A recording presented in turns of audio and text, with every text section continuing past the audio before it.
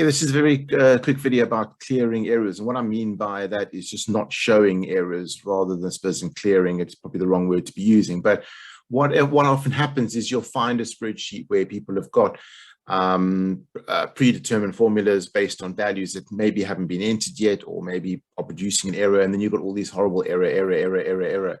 So for example, if we said here, for example, that one, cell G9 divided by that, which is all zeros. So now when you copy that formula down, you've got all those errors because there's no values and then you can't divide by naught. If you in turn actually use the current values, then what would happen, I've already formatted those values in case you're wondering why they're only showing to 2 decimal places, but you'll still get that issue where you've got a 0 and it's just you can't divide by naught, and then you've got all these horrible errors all showing over the place.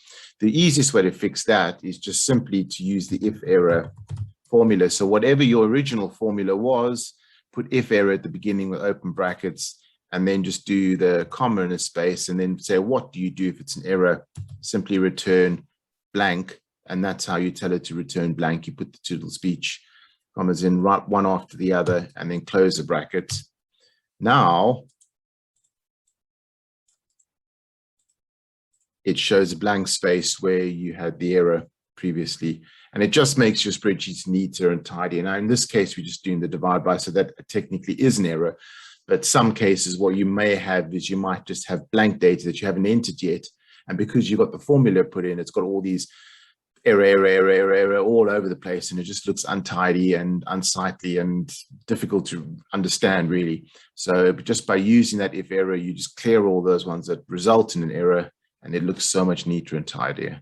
So yeah, good luck with that.